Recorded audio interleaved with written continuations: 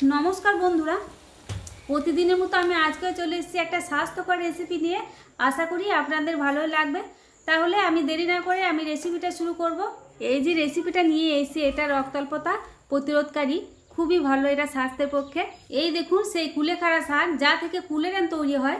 তবে কুলেরান খেলে কি হয় জানি না, তবে এই কুলেখাড়া শাকের রস খেলে রক্তাল্পতা তাড়াতাড়ি প্রতিরোধ হয়ে যাবে, এটা আমি গ্যারান্টি দিয়ে বলতে পারি। তো এই কুলেখাড়া শাকটা সেদ্ধ করে খেলে, ভেজে খেলে হবে না, এটা এর কাঁচা গুণটা সব থেকে বেশি তাড়াতাড়ি পাওয়া যায়। তো এই দিক বলতে বলতে এইদিকে কুলেখাড়া শাকের পাতাগুলো আমার সব কেটে নেওয়া হয়ে গেল। এরপর আমি ডাঁটাগুলো বাদ দিয়েছি। ডাঁটাগুলো ভেজে খেলে ভালো লাগবে, কিন্তু এই আমি যে রেসিপিটা করবো এটাতে ভালো লাগবে না, তাই ডাঁটাগুলো বাদ দিয়ে পাতাগুলো নিয়ে কেটে নিলাম।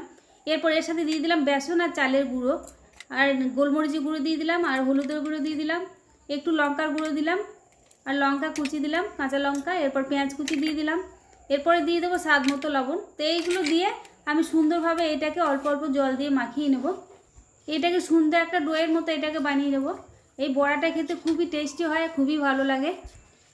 তো অনেকেই অনেক রকমভাবে খেয়েছেন এই পাতাটা, কেউ ভেজে খেয়েছেন, কেউ সেদ্ধ করে খেয়েছেন। তো এইরকমভাবে খেয়ে দেখবেন একবার, খুবই মুখরোচক, খুবই টেস্টি হয় খেতে। তবে এর গুণাগুণ পেতে গেলে এটাকে কাঁচা বেটে রস বার করে খেতে হবে, খুব তাড়াতাড়ি এটার ফল পাওয়া যায় কাঁচা খেলে। তো এইদিকে আমার ডোটা বানানো হয়ে গেলে এরপর আমি এগুলোকে গোল গোল করে বড়ার আকারে এগুলোকে বানিয়ে নেব। তো আপনারা চাইলে এগুলো যে কোনো শেপ দিয়ে বানিয়ে নিতে পারেন, মাঝখানে একটু ফাঁকা করে দিয়ে গোল গোল রিংয়ের মতো বানিয়ে নিতে পারেন। আমি গোল গোল করে বানালাম। তো এইগুলো বলতে বলতে আমার সব বানানো হয়ে গেল। তো গোল গোল করে বানিয়ে নিলাম। কত সুন্দর হয়েছে দেখুন, দেখতে খুবই সুন্দর হয়েছে, আর খেতেও সেরকম টেস্টি হয়, মুখরোচক খাবার। দেখুন কত সুন্দর দেখতে লাগছে। তারপরে আমি এইগুলো ভাজার জন্যে এইদিকে আমি গ্যাসে কড়াই চাপিয়ে দেবো। তো কড়াইয়ে তেলও দিয়ে দিয়েছি, তেলটা গরম হয়ে গিয়েছে। এরপর আমি সব একসাথে বড়াগুলোকে দিয়ে দেবো। তো খুব সুন্দরভাবে এগুলোকে ভেজে নিতে হবে। তো তেলটা খুব গরম করে নিয়ে তারপরে গ্যাসটাকে কমিয়ে দিতে হবে। এটা অল্প আঁচে ভাজতে হবে, তাহলে খুব সুন্দর এটা সেদ্ধ হবে আর ভিতরে কাঁচা হয়ে থাকবে না।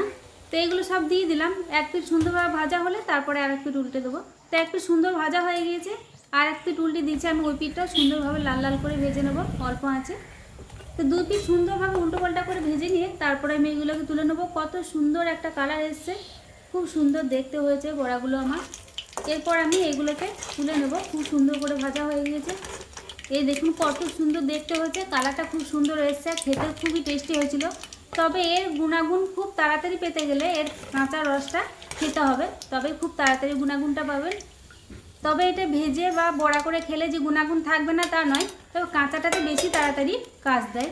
তো বড়াগুলো খুব সুন্দরভাবে ভেজে তুলে নিয়েছি। দেখুন কত সুন্দর হয়েছে, কালারটা খুব সুন্দর এসছে। তাহলে বন্ধুরা, আমার এই রেসিপিটা আপনাদের কেমন লাগলো অবশ্যই জানাবেন।